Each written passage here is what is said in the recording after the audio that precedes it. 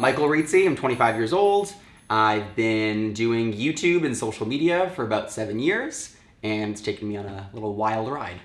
Growing up, I knew that I was gay around my younger teenage years, but I grew up in like an Italian suburb area, very Catholic.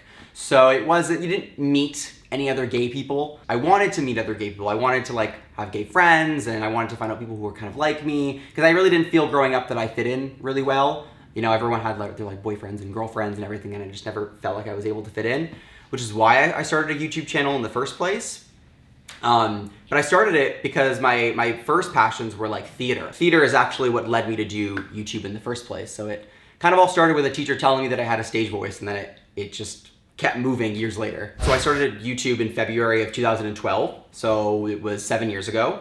I was 18, and my drama teacher at the time gave the class a semester-long project, which is essentially capture your final year in drama in a creative way. So I thought, perfect, for this project, I'll just find a camera and I'll record little vlogs throughout my semester.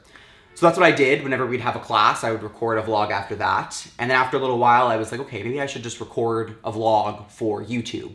So I did just a basic get to know me tag, and 7 years later, it was mainly about making friends. It was just like I'd watch these really cool people who had opinions, and you know, they were proud of who they were, and I didn't have anybody like that in my life. I knew some gay people, but they weren't open, or even if they were open, they weren't super vibrant about it, and it wouldn't be something they would talk about in public. So to see that was really great. So number one, it was to make friends. And then it was also just about contributing to a community that had given so much back to me, because I started coming out in grade 9, came out fully in grade 10, and those videos like really got me through those years to be like, okay, there are other people out there like me. I started my channel about me and about coming out, and that's why people followed me. And then through university, people wanted to see what my life was like moving cities, you know, making new friends, being a young 20 gay something when, you know, gay marriage wasn't even legal in the United States yet. So it was a really hot button topic.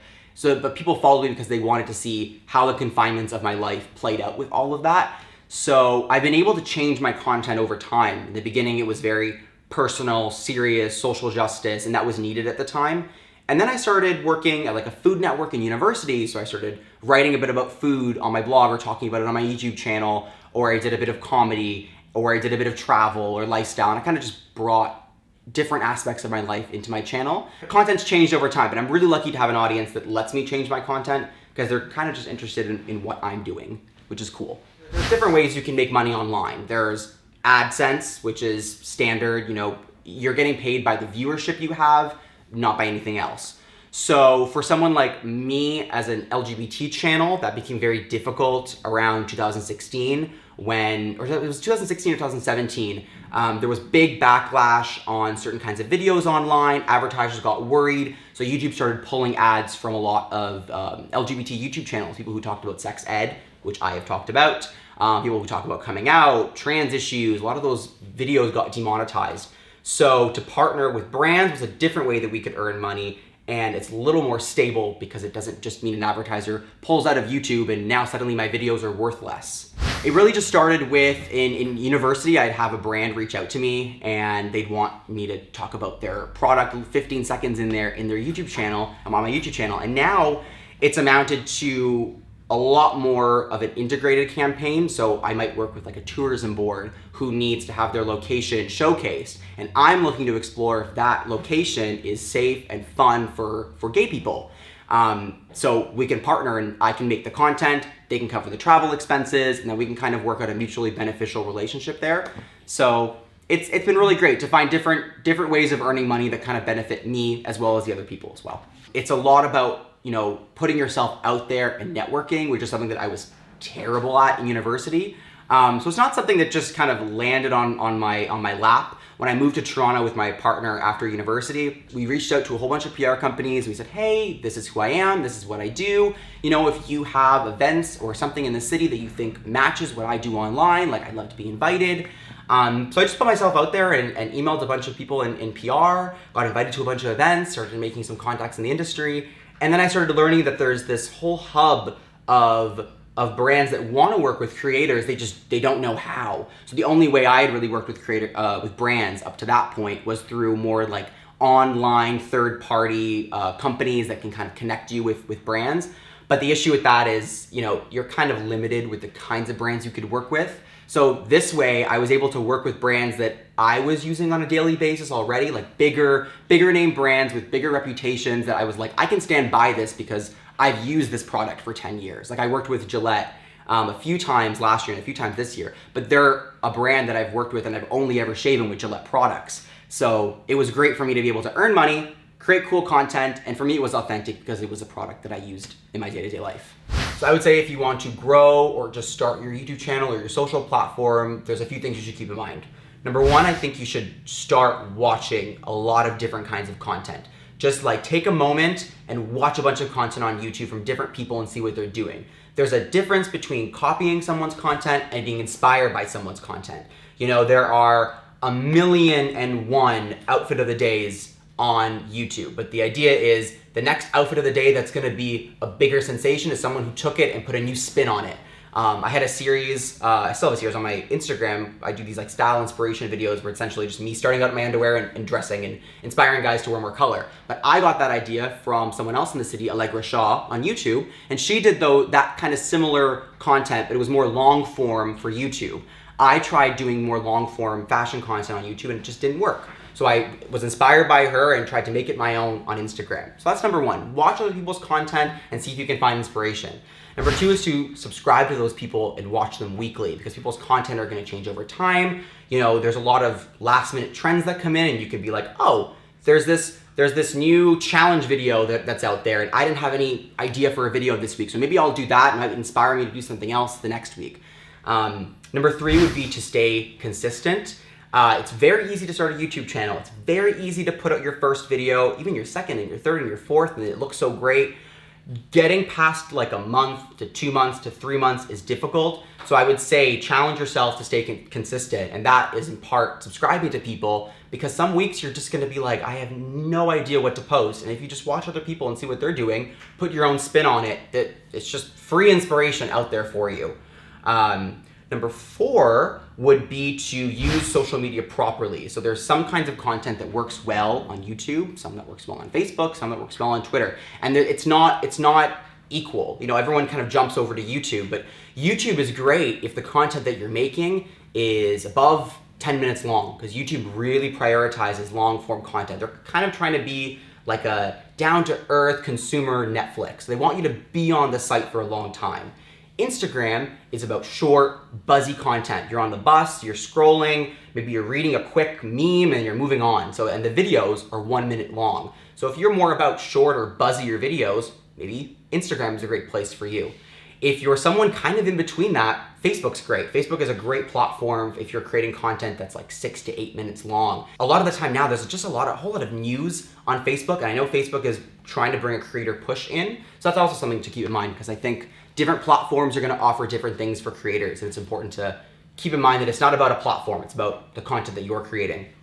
And lastly, I would just say to start creating content authentically. It's very easy to start presenting yourself as a different person and kind of get carried away with that. People just want to see authentic voices online. That's why they're watching YouTube and not television. Television is not dead. If they wanted to turn on the television, they would do that. They're watching you because they want to hear someone authentic. They could watch Jennifer Aniston on television and that's great, but you can't talk with Jennifer Aniston on social media. So if they want that personal connection, that's why they're watching you. So don't act like someone else, just act like yourself. I think for the future of social media, there needs to be a lot of conversations around public relations, how to act properly. I think there needs to be more education for people, especially around the teenage years, about social media, about the fact that when you post something online, that's going to be there, whether that be a racist comment, whether that be something you said that's a little homophobic. You have to be aware of what you're saying and how that can affect you, can affect your employment, can affect how people in your community see you. I think it starts with educating people around their teen years.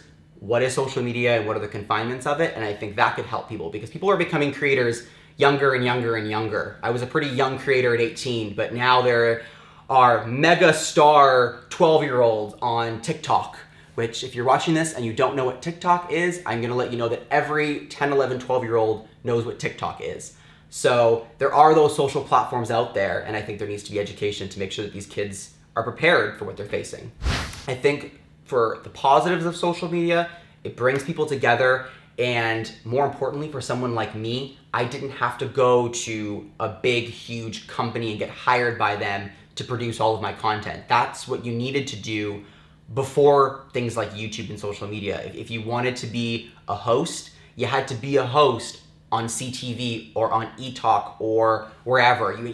Those were the avenues. Whereas now, if you're successful enough, you could just do it yourself. All you need is what we have in this room, which is a camera or two, some lights, a backdrop, and then you're creating content and you're publishing it yourself.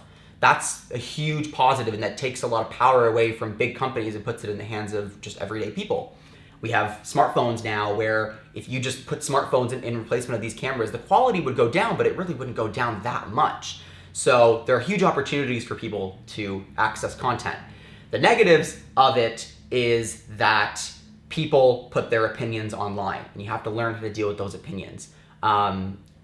Even 7 years later, I still get bothered by certain opinions people will have of me, but you have to just learn that people are gonna put hate comments out there, they're gonna put their opinion out there on you, and it's really easy to get caught up in that and change your perspective on yourself and think that you're not creating great content, there's not anyone out there. But the 30, 40 people that disliked your video don't matter to the 300 that did like your video.